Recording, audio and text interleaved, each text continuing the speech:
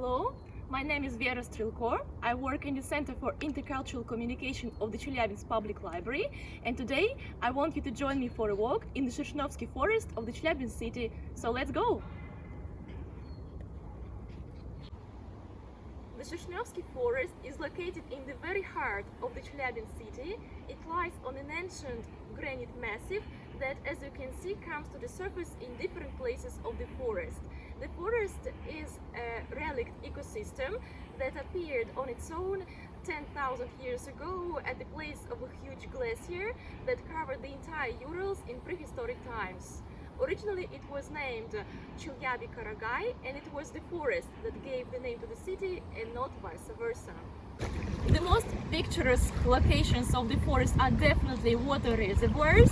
For example, there are the Шершневского water storage reservoir, the Mias river, the Чекинка river, the Голубой quarry, the изумрудный quarry, the Студенческий quarry, and the Сопля quarry, and the beautiful pond by the Шершневского water storage reservoir.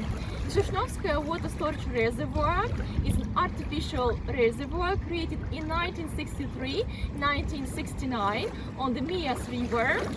It is used as the main source of water supply for the cities of Chelyabinsk, Evangelinsk, Korkino, and Popeysk. The reservoir is 18 kilometers long and 4 kilometers wide. The Чекинка river flows through the entire forest and empties into the Mias river. Its total length is about 3 kilometers. This is the изумрудный quarry, the biggest one in the forest. An interesting fact is that many old buildings in the historical center of Chelyabinsk are decorated with granite taken from the forest quarries. This is the Голубой quarry. The name is translated into English as the blue quarry and is obviously given because of its unusual blue color. Now I'm standing by the Sopla quarry, which is not a very poetic name because it is translated into English as the snot quarry. And by the way, when I'm walking in this area, I have a feeling like I am on Mars because of this bumpy and almost red landscape.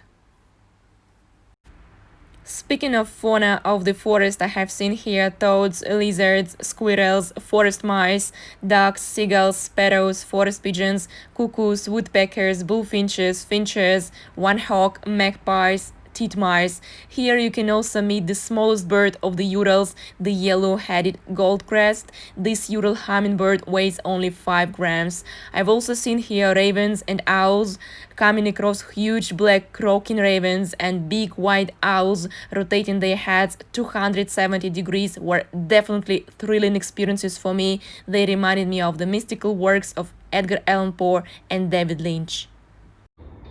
As for the flora of the forest, 90% of trees are pines. Then there are aspens, birches, lindens, elms, apple trees, and willows. Siberian spruces, Siberian larches, poplars, oaks, and maples were introduced into the forest artificially. Among shrubs, there are raspberries, viburnums, yellow acacias, bird cherries, hawthorns, and many others. And in swampy areas, there are a lot of ferns. And by the way, the fern is my favorite plant here because it is a very ancient plant and it existed at dinosaurs' time.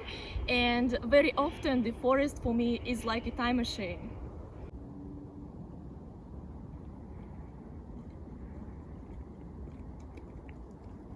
To sum up, if you come to Chelyabinsk, you absolutely have to visit this forest. The views, the smell of pines are magnificent and tranquilizing. The air here is very clean, and as it is a coniferous forest, it's practically sterile and very good for your lungs, especially after a long day spent in the city. Thank you for your attention. Follow us on VK to keep up with the project Discover Chelyabinsk. The link is in the description. Goodbye and have a nice day.